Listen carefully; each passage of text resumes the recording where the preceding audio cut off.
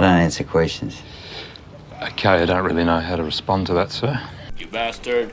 Bastard. You either fight me or you lose your teeth. About to find me up UCTs. Captain Awesome. Hey guys, Rogue Nation here with you today. We got a banger of a video coming to us from Texas 25.03. He's got 1,000 subscribers. And basically we're watching a video on the Texas State Commission on Judicial Conduct.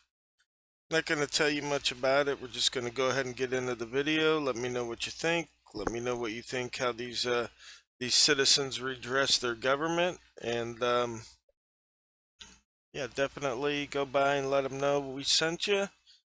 And thanks for standing up for our rights. Thanks for watching over these folks. Thanks for taking the time to go to these meetings and record for us so we can see what's going on. All right. Until the next one, guys. I'll see you on the next one. First of all, I'd like to thank everybody who showed up to the Texas State Commission on Judicial Conduct public meeting that they had in Austin, Texas this last Wednesday. And I want to go over the highlighted portion of that whole meeting. See, every 2 years, the Texas Commission on Judicial Conduct shall have a meeting with the public. So for the last 6 years, I've been going to these meetings, and we've never had any problems recording in the past. Right? You're working within the system you have. But I've heard horror stories, especially from family courts all over the state. Being at the SCJC public meeting 2 years ago, I was able to observe this. This is my recording. Not only in my recording do you see an iPhone on a tripod, but the man at the end of the table, that's your chairman, Mr. Gary Steele, or should I say Judge Gary Steele from Seguin. Now, Gary Steele was at the end of the table, got promoted to chair, and now has changed the rules of the game. Of course, it's in the government code, but what do we know? Today's proceedings are being conducted pursuant to Section 33.0055 of the Texas Government Code, which requires the Commission in an even number of years to hold one public hearing to consider comment from the public regarding the Commission's mission and operations. I will now read to you the Commission's mission statement. The mission of the State Commission on Judicial Conduct is to protect the public, promote public confidence in the integrity, independence, competence, and impartiality of the judiciary, and encourage judges to maintain high standards of conduct both on and off the bench. I would also remind all of you that it is against the law to photograph, record anything for this commission today. I'll remind you all there is going to be a recording. It will be available upon request through the executive directors. But in this meeting, they made it pretty clear that it was illegal to record the meeting. Let's take a deep dive into what just happened. See, the matter of public concern comes that the chair of the State Commission on Judicial Conduct is telling people that it's illegal to record the proceeding. He does also mention that there will be a recording. So while it's illegal for us to record, he's saying that they're going to record and that you may have a copy. So it's not really illegal if they can do it, but we can't, is it? I didn't want to argue, so I just put my camera away. But I went up there and I said, what law was it for not to record in a public hearing? We always get that all the time, but well, whenever you're ready, I'll start. I think the State Commission on Judicial Conduct got the message when there were several members of the public that questioned them on their authority to tell people whether it was illegal to record or not. Yes, I'm Robert Brewer speaking for myself. And for background, I'm an atmospheric chemist. I've worked with some of the top scientists on Earth, the father of global warming, the matriarch of climate change, and with Carl Sagan's boss at Cornell. I've traveled the Earth looking for deep Earth gas. So I've been at the top pretty much of my profession. I am here because the Constitution was written to protect those And the first sentence of the Constitution is "we the people." That's what we are here. We're standing up to straighten out the system as we see it. Restricting us from recording violates Texas law 551.023, and that's the main reason that I'm here. Every judge in Smith County that I've talked to says you can't record. I used to be able to record. 15 years ago, it was fine. I had a tripod. I recorded every trial that I ever went to. Now you can't. They say it's the judge's prerogative. Our rights to those what I just read off are protected and inalienable. So we have to be able to record. Thank you, sir. And then you have Terrence Champagne, the wizard. And why do we call him the wizard? Because he's fast, he's quick, he's thorough, and he's effective. And just like that, he makes magic happen. Thank you, sir.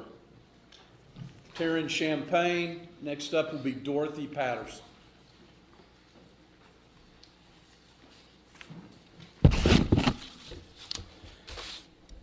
My name is Terrence Champagne, and I represent myself. Impotent, feckless, ineffectual, and flaccid are how I would describe the worthless State Commission on Judicial Conduct, which continues to consume Texas taxpayer funding while providing no benefit to the general public. This is my third time speaking before the board since 2018. I think a perfect example of this ineffectiveness of the board is the statement that we cannot record this hearing. Once again, Section 551.023 of the Texas Open Meetings Act. A person in attendance may record all or any part of an open meeting of a governmental body by means of a recorder, video camera, or other means of oral or visual representation. You said we couldn't. I feel the record should be corrected on that. This agency, staffed by a meager 12 employees, is either unequipped or unwilling to do anything to accomplish their mission of serving as a check against rogue judges who actively harm the public. The budget, as laid out in the General Appropriations Act, shows a paltry $1,485,935 appropriated for the solemn duty of holding our judiciary accountable. Of those staff on there, there's only 4 investigators. 4 investigators seem hardly adequate to handle the 925 cases that were filed in fiscal year 23, not including those cases pending at the beginning of the year. It's odd that the agency even has investigators, as it appears the investigators do very little in actual investigations. With my own complaints, those others have filed, and certainly others testifying today, I cannot recall ever hearing where an investigator actually contacted a witness. Is this or is this not part of their scope of duties while doing an investigation? Your annual report seems to show a reduction in the number of cases filed, having reached a peak in 22 at 1,764 and declining precipitously to 925. Have our judges gotten more honest due to the SCJC being effective? No. The SCJC has in fact removed the ability to submit complaints electronically. Noted clearly on their website is that they do not accept complaints via online forms, telephone, email, or fax. We live in a digital age, and despite previously accepting complaints online, they've removed this functionality. If this commission seeks reform, then they need to work to restore the public's trust by actually performing their functions and investigating judges in violation of judicial ethics. This actually involves contacting witnesses, providing greater ease of access by which individuals can submit complaints and supporting evidence, and do more than holding this biennial meeting and doing nothing. I've requested notes and memorandums from this commission summarizing these meetings, and I've always gotten the same response. There are no records responsive to this request.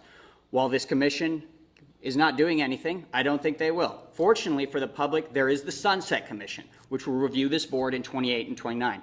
While last time the Sunset Commission may have had little access to SCJC documentation, I can assure you that next time individuals like myself will be more than happy to provide the Commission our documentation from our complaints that you all fail to do.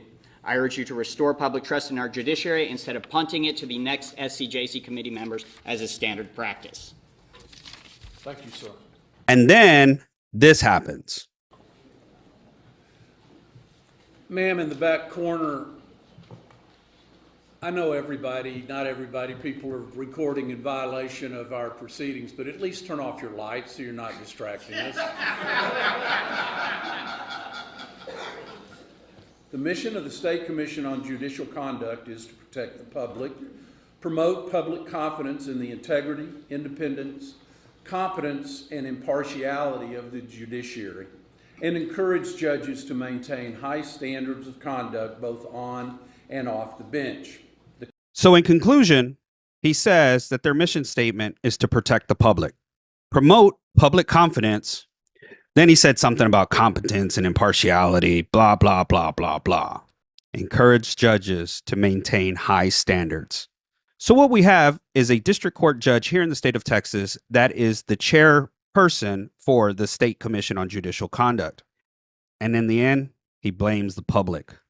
I know some of y'all are recording in violation of this proceedings. I'm sorry, but your policies, procedures, and rules don't supersede state law. And I think we've already gone over the state law in this video. It's kind of redundant. Oh, and I forgot. In October of 2022, at this public meeting, we caught the new chairman doodling a seashell instead of paying attention to the public testimony before him. Just something to think about. Does this promote competency within our Judicial Oversight Commission? Thanks for watching, and tell me what you think in the comments below.